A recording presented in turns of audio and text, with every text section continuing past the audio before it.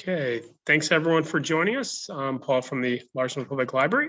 Today we have Ann Swaim, who's going to talk about bird-friendly backyards. Thanks for joining us, Ann. Great, thanks.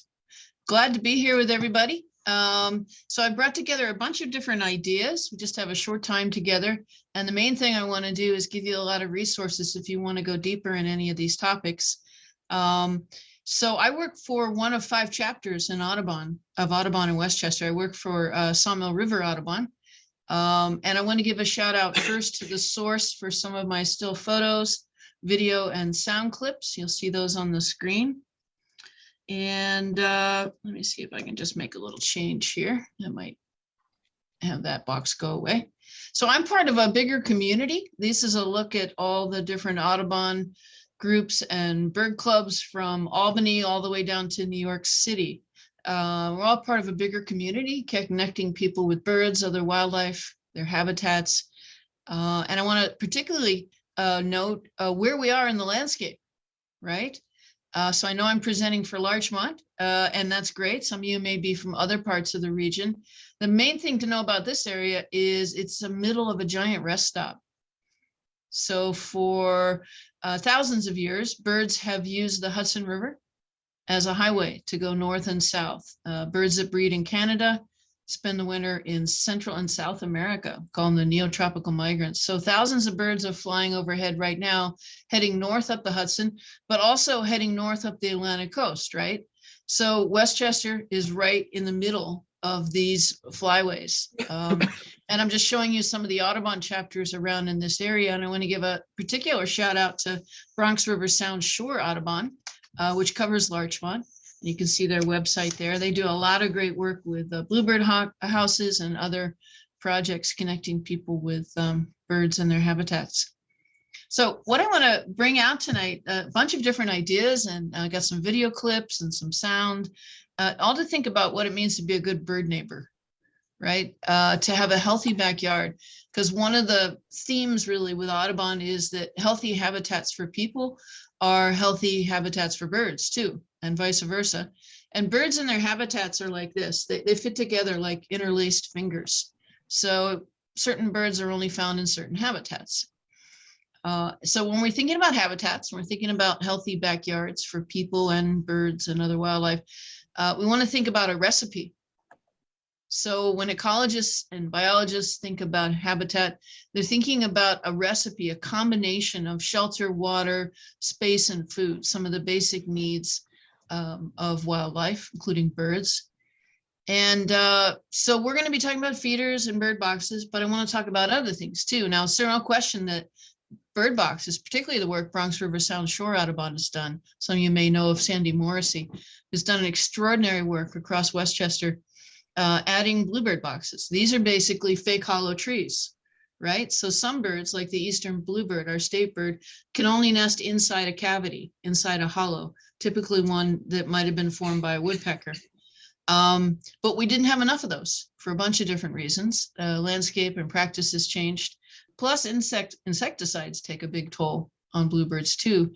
But she has, with the people working with her, really increased the bluebird population in Westchester by adding these nest boxes, for example, on golf courses, cemeteries, a lot of safe places to raise more. So when we're thinking about backyards and birds, people, their mind turns naturally to feeders. And I have to tell you, feeders are pretty much for people first, bird feeders. They're so that we can enjoy the birds up close. The birds don't necessarily need our feeders. But certainly on a day like you see here in this picture, maybe February afternoon with a nor'easter grinding up the coast where it seems to get dark at 3:30, there's no question that a bird feeder can be the edge of survival for some of these birds to get through that night and the next day. So it can be helpful to have a bird feeder. It does not hurt them to leave it up. They're always going to naturally shift to insects more so spring, summer, early fall, because that's what they feed their young. They'll still come to the feeder, and sometimes they'll bring young birds to the feeder. So that's kind of cool. Here's a red-bellied woodpecker, a starling, and a real collection of cardinals here, both the males and the females. I think that's a winter goldfinch taking shelter in there too. But we need to remember our backyards, whether you're talking about a property that's where you live, where you work, a community park, around a business, a corporate campus of any sort. It's in the landscape. It's right inside the ecology. So whatever we do to the land is going to affect birds and other wildlife. I like this picture. One of the things you definitely need with a feeder and also bird box poles is a what's called a baffle, and it has to be set a bit lower than this one so they don't climb up the pole, squirrels and raccoons. But you could provide for them other ways. It's been really interesting to watch the last 30 years. This topic has just exploded, right? People started thinking about butterfly gardens. National Wildlife was early on talking about the backyards being a habitat. You can see those 4 basic habitat elements on there, and they'll certify backyards as habitat. The whole question of the monarch survival, the idea of having schoolyard habitats, this all started to just get a groundswell over the last generation. And one of the books that really helped is by a Westchester native, Sarah Stein. She wrote a book in '93 called Noah's Garden, just getting people to realize that their backyard has an ecology. It can be healthy or unhealthy for people, birds, and other wildlife. And of course, the big name on that is Doug Tallamy, his first book out in 2007. He has many more now, and I'll talk about more about Doug Tallamy's work in a moment. And then the whole issue of insects and pollinators, right? Have you been hearing lots and lots more about that? There's a book here, it came out in 2014, Pollinators of Native Plants. So one of the points that Doug brings out really well is actually a quote from E.O. Wilson, eminent biologist who just passed away a little while ago. The idea of the little things that run the world, that we're realizing without a healthy insect population, we're all in big trouble. It's really the basis of the health of the planet.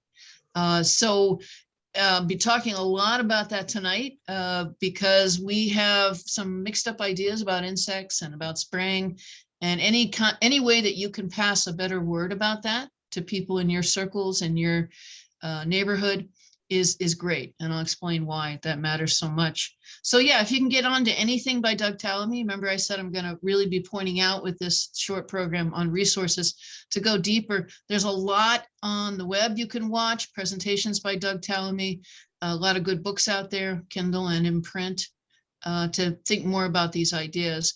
And there is a resource, and I forgot to check, we'll send it to everybody afterwards if it hasn't been sent yet. So a lot of the websites I'm mentioning here are all in this PDF you can get through email.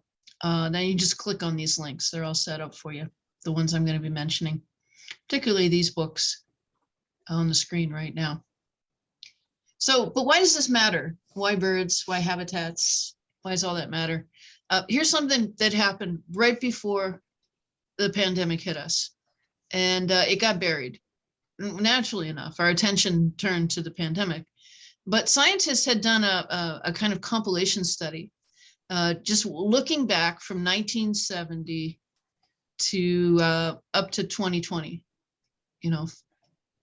And they were looking to see in those 50 years what had changed with birds, because we have this amazing database that birders have accumulated over those decades.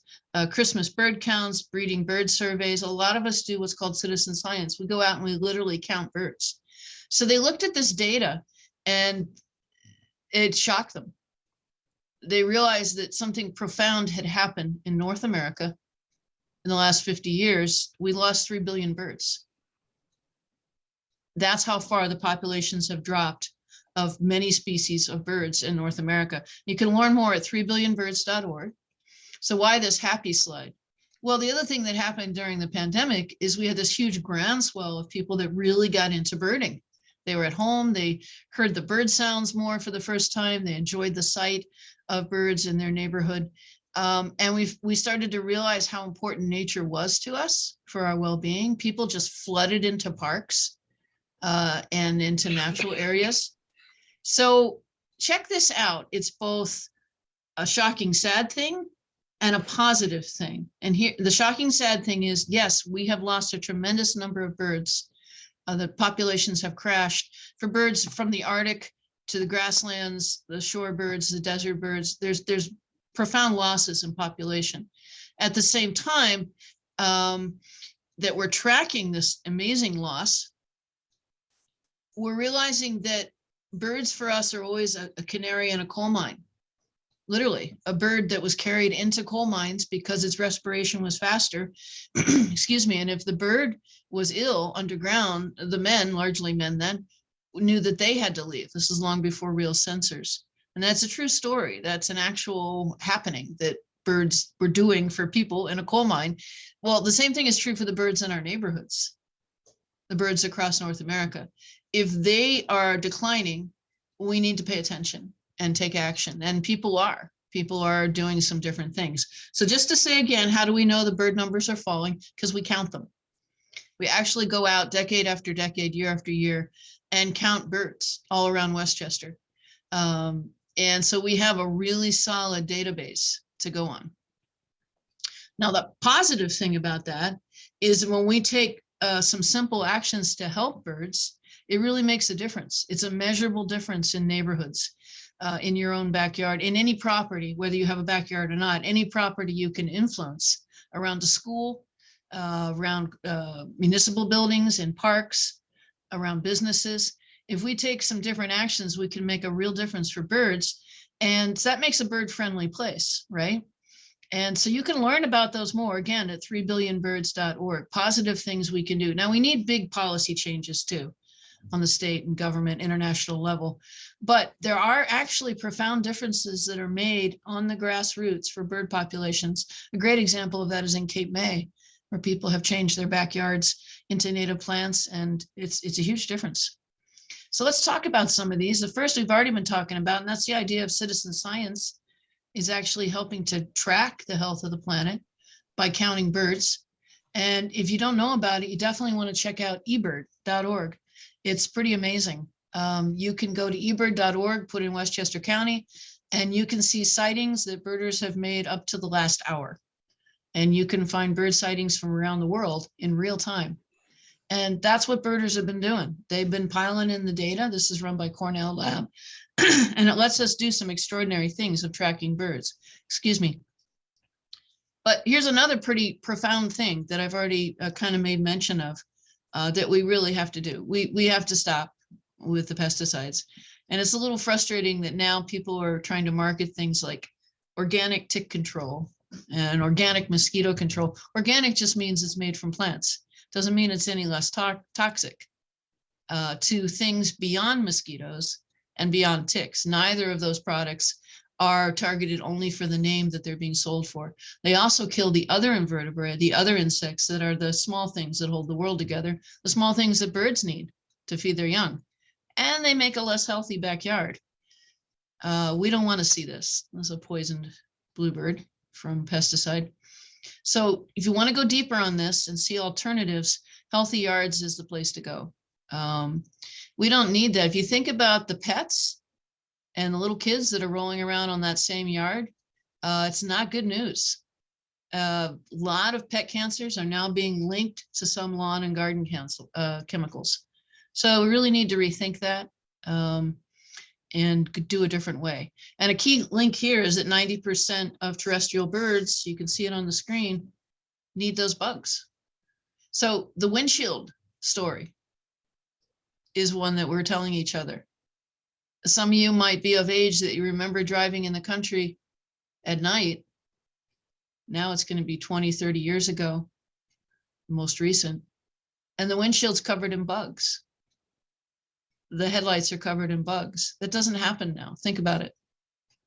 That's how many insects we've lost worldwide, particularly in North America, particularly in Europe. There's a big study in Germany you can look up, tracking the loss of insects.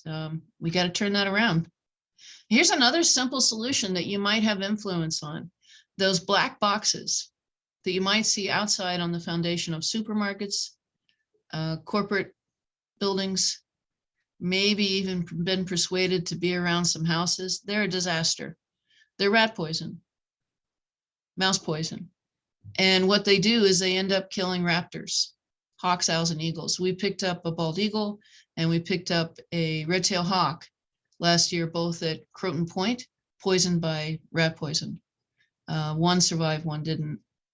So this is a great acronym here, right? RATS, raptorsarethe-solution.org. Another great website for alternatives to those black boxes. And if you can speak up and get one company to stop using them, one town, one school, then you can make a difference for the owls, hawks, and eagles in your neighborhood. So here's one that we're just starting to learn more about. And I wanted to talk about these things before I talked about things like feeders and boxes and native plants. That's one coming up, because if these other things are neglected, the native plant piece, the feeders, the bird boxes piece is kind of cosmetic, isn't it? Unless we take care of some of these sort of underlying issues. Another one that we're just really learning about are windows. It can be a real problem. And we need to think about the windows around buildings where we live and work, go to school. Birds look at windows and they see the surrounding habitat. Depending how the window's angled, depending if there's anything to break up the reflection, and they might fly into that window in a hurry if they're running away from danger, and they can be stunned or they can be killed by that. So there's a lot of resources out there. Just put bird savers, windows in Google, and you'll find lots of sources to make it safer. But this is another thing that happens in the spring. It's not, it's not a crisis thing. Unlike the window strikes that kill too many birds, this is just thing that makes people crazy inside the house. We get a lot of calls about this. This is when birds are fighting their reflection in the window. Like this robin sees the other male robin and will fly at the window repeatedly. They'll do it to car mirrors too, trying to chase away the rival, because birds defend a territory, a certain amount of area from other birds of their kind, so they control the food in there, their nest is protected in there. That's one thing, window fluttering. But a window strike is a lot more serious. That's when a bird is killed outright. So we need to think about the design of buildings, think about ways to put up some things on the window to keep birds from flying through. And there's a lot of different sources you can do to do that. Here's just a quick suggestions on the screen right here. And that can stop both window fluttering and window strikes. Okay, so this is a controversial one. I grew up with cats. We always just let the cats come and go when they wanted to, right? In and out of the door. But we can't do that now. We're running out of birds, guys. It's past time to have outdoor cats or feral cat colonies. The stress is too high. Even a well-fed cat like this one, I'm sorry for the distressing picture. When a fluttering fledgling out of the nest, first 2 or 3 days, doesn't fly that well, hides in the shrub layer, is fed by the parents. That's the natural way. But when it flutters across the yard, it's like dragging a string in front of a cat. It's gonna pounce, the cat is, whether it's fed or not fed. It doesn't know, it just sees it as something to jump on, right? So there's some good science on this, a lot of strong emotions, particularly about trap, neuter, and release, if you know that topic. But I really encourage you to go to ABC Birds. This is the American Bird Conservancy. They do extraordinary work all across the Americas, a really good organization to learn from and to support. And they have excellent materials, including handouts and flyers that you can share with others about why it's important to keep cats indoors. All right, so those are some of the kind of big global issues, particularly arising out of the 3billionbirds.org site. But I want to talk, about some of those habitat things you can add to your yard. One being food, another being shelter. We'll talk a little bit about water too. So with food, native plants are the best. If you can add more native plants on the property you can influence, whether it's a yard or around a school, that makes a big difference. Feeders are extra. And as I said before, feeders are more about our enjoyment of seeing the birds. So this is a great picture here, right? Here's some goldfinches, some house finches, and dark-eyed junco there with that cardinal. But native plants make a huge, huge difference. To see this picture, a cedar waxwing, isn't that gorgeous? It's a bird around here, smaller than a robin, about the size of a cardinal. Beautiful, it has these red feathers on the wing, which is how it gets that waxwing name. But it'll be in properties that have berries, native berries. So some people choose their plants by when the fruit will be on them to help birds throughout the year. So feeders are a whole nother thing to consider, and I will talk a little bit about that. There's a lot of different designs of bird feeders. A big thing is to use a pole. You can put a baffle on. I showed that before, so things can't walk up. They come in two kinds, baffles. Could be a hanging feeder where the squirrels can't jump to it or up to it. So this is a hopper feeder with perches, which is often good for small. Here's a suet feeder that holds some suet that a woodpecker would come to. So this is a combination, hopper feeder and suet feeder. So a lot of different designs. The interesting thing about this feeder, it's a platform feeder. So birds that usually feed on the ground, like a mourning dove or cardinal, will come to a platform feeder. And then the roof is nice, keeps the rain and snow off there. I'm just going to jump over here because somebody just came to our feeder. This is a look at our feeder cam at Prine Sanctuary. This is a live view. You're seeing it right now. So there's a hairy woodpecker there, a female cardinal, there's a male house finch, and you can see a lot of different feeder designs here in this picture. Some platform feeders. It's actually a hanging water there, and some hopper feeders with the black oil sunflower. And then there's another hanging suet feeder there. We'll come back and check if something else shows up at the feeder. You can get there from, if you go to YouTube and go to Sawmill River Audubon, you can watch that. It's on 24/7. Actually, you can watch it at night too. Great source. One of the best sources to go deeper on feeders is Feeder Watch. It's from Cornell Lab of Ornithology.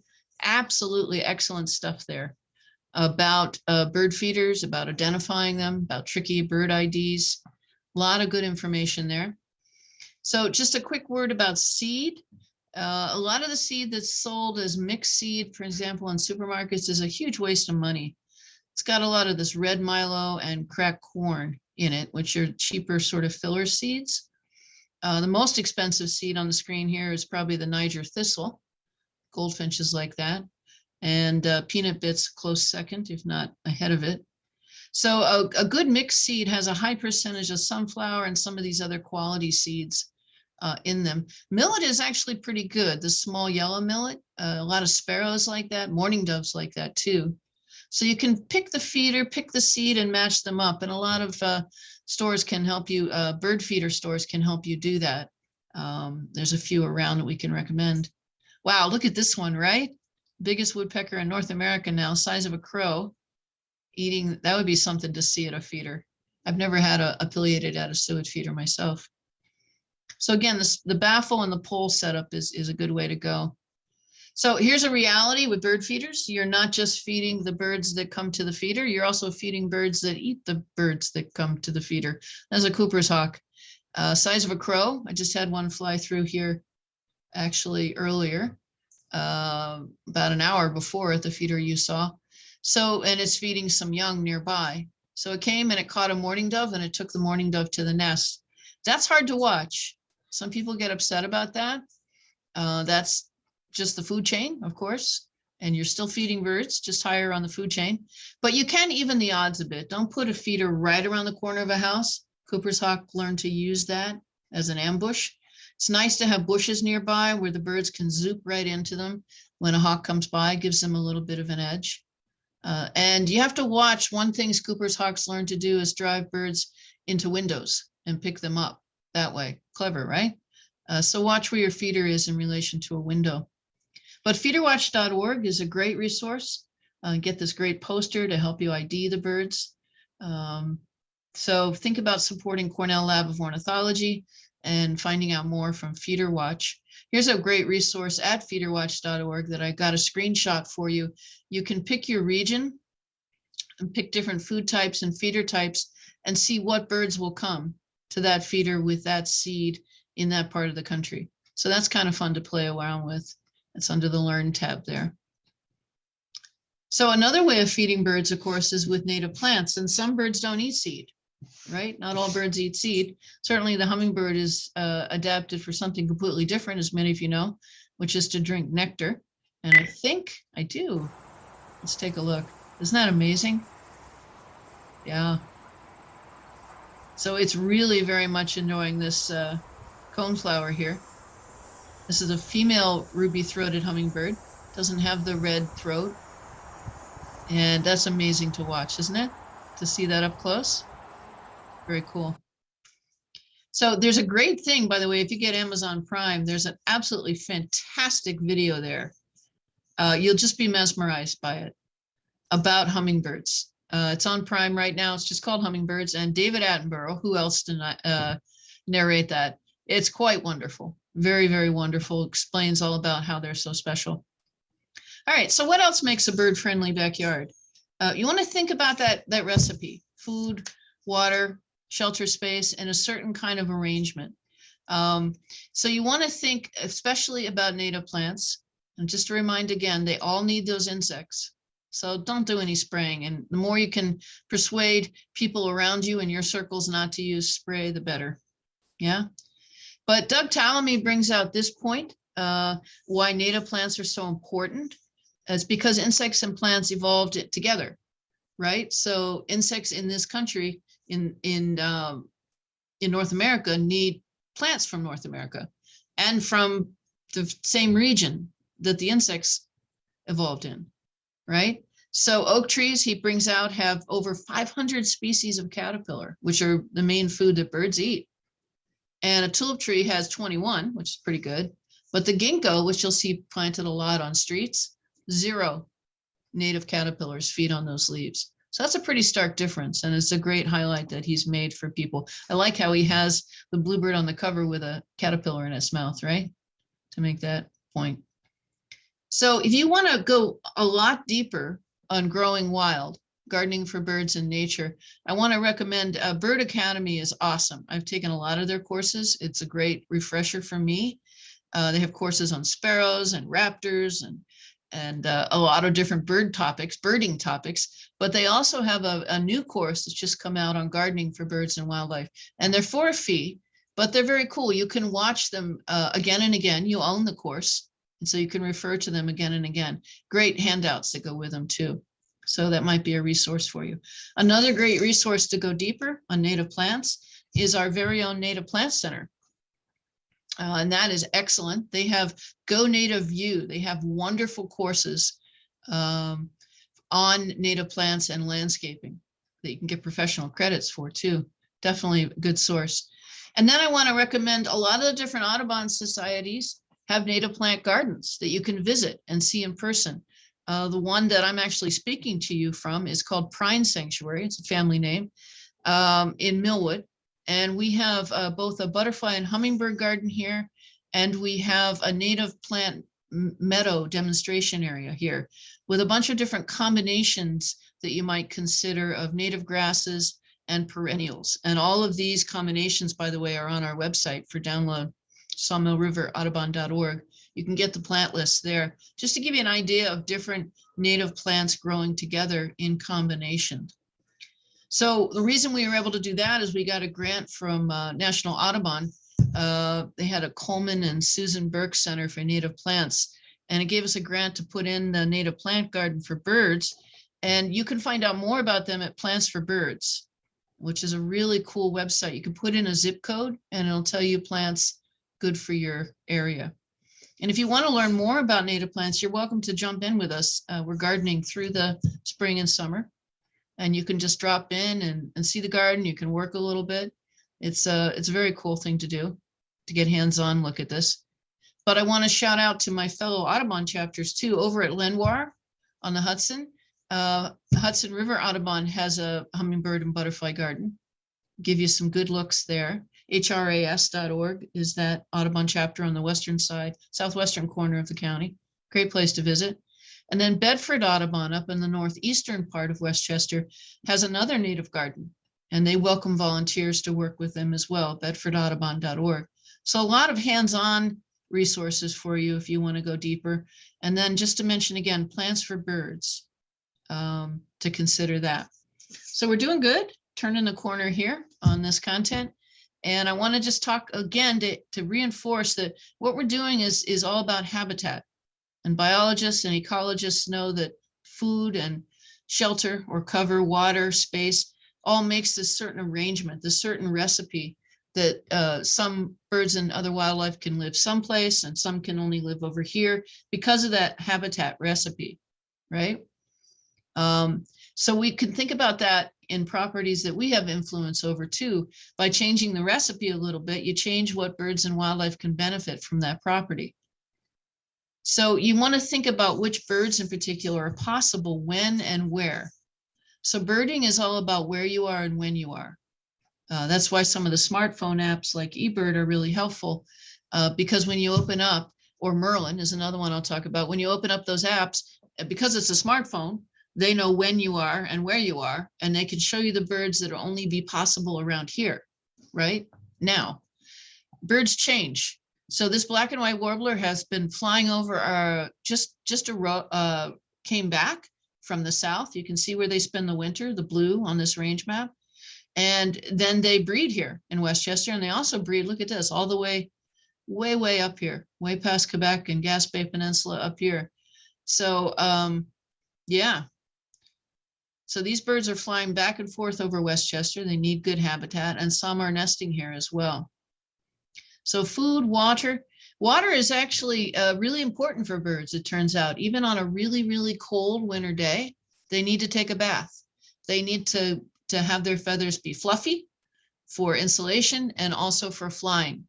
So water is a great thing to add. A key thing to know about bird baths is a lot of commercial bird baths are completely the wrong design. They need to be very shallow, like the one pictured here. Birds like to stand in the water and not be, not have it come up much higher than their bellies or their chests, and then throw the water over their bodies as they bathe.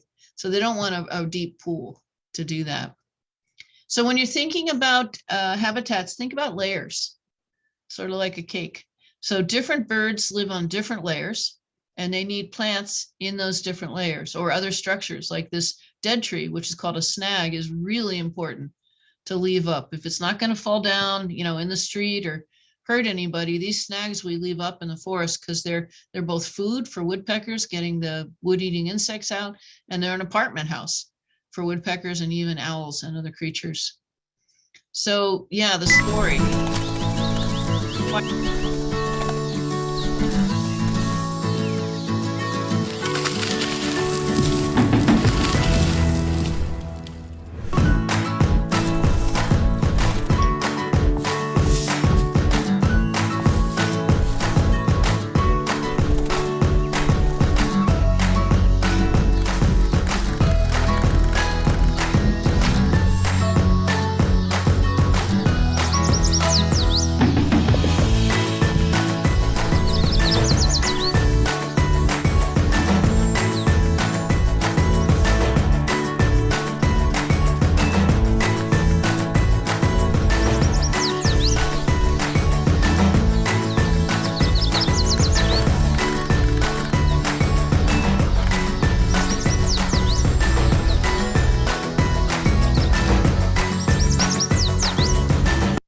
So that's pretty nice, right? Just a quick little bit, just a minute promo there. Again, towards that idea of plants for birds and making a difference, even small bits at a time.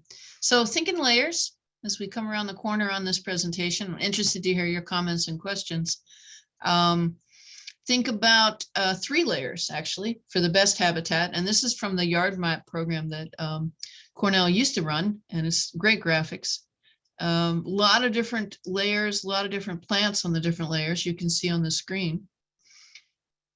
Mid-story layer, shrubs, is one that we really, really lack in our forest right now. It has to do with deer overbrowsing and a lot of other factors, but you can look right through our forest, and that shouldn't be the case. There should be a thick understory through the forest. Mid-story is another word for that. So if you can add that around any kind of property, that makes a real difference for birds, particularly if they're also berry shrubs. As I look at grosbeak, eating dogwood fruit, dogwood trees have the best fruit late summer, early fall for migratory birds, really good. And then think about that, the even lower down, sometimes, yeah, they're calling that understory, but on the ground cover, safe place for birds to hide. A lot of different birds forage on the ground. And again, in a heavy deer area, that's a little hard to maintain, might take fencing. One thing we can do is to make brush piles, and that makes a big difference for birds, gives them good protection in the winter and from predators. You can see an example of that there.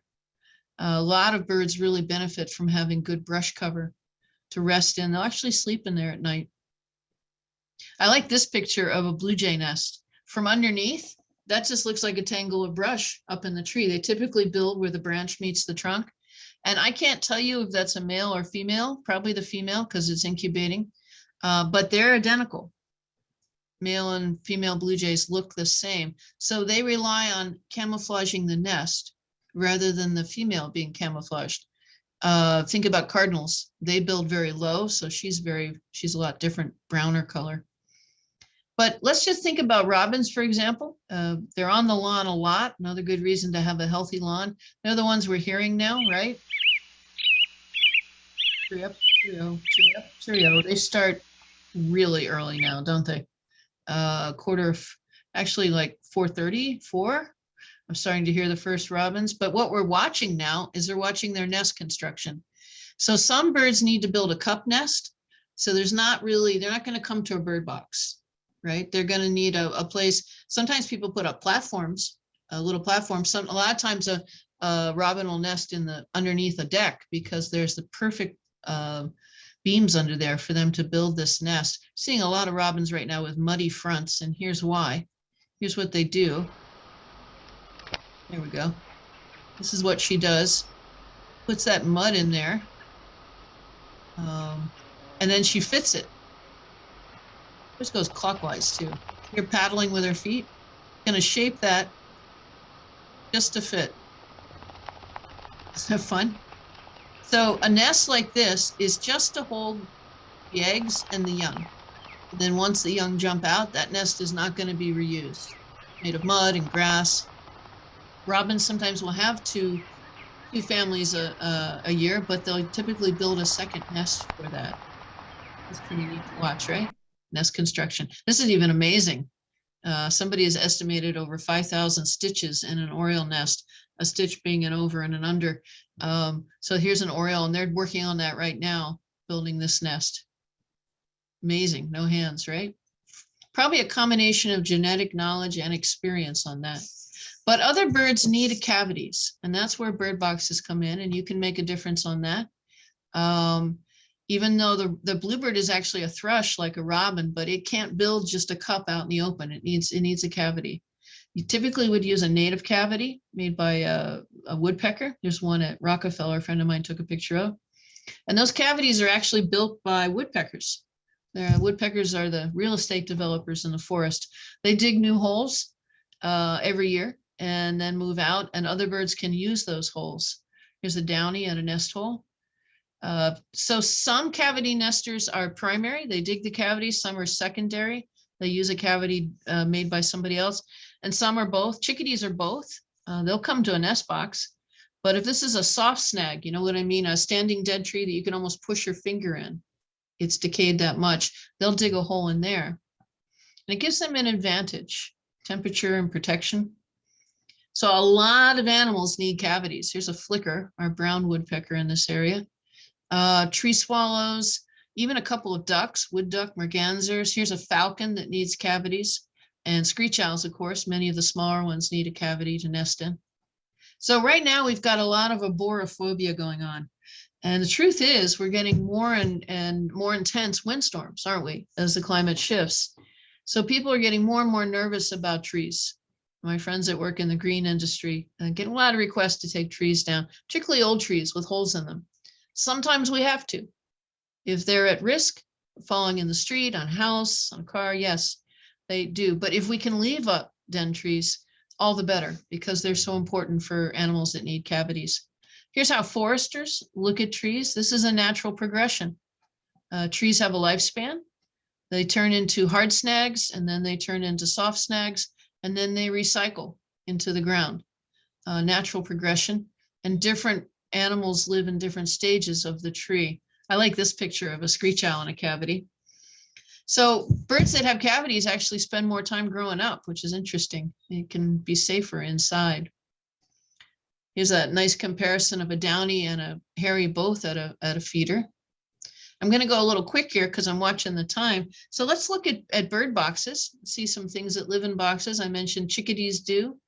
Here's a great look inside at a chickadee. That's how big a chickadee's egg is, by the way. It's pretty small. Sometimes flying squirrels, the nighttime squirrels with the big eyes, will be in boxes as well. bluebird nest in a box. And if you go online and search for nest cams, nest CAM, maybe you know there's a lot of ways you can watch bird nests, even in boxes with cameras that are on the internet, which is really very fun to watch. There's a titmouse in a nest box and the chickadee again. So these boxes are in demand. And sometimes when we clean them out, we'll find 3 different birds have started building nests in there. Chickadees typically use a lot of moss in their nest. So sometimes you'll see boxes put up in pairs. That way 2 different kinds of birds can have a box. They won't mind if a different bird is living next door, but they won't tolerate another bird of their kind living that close.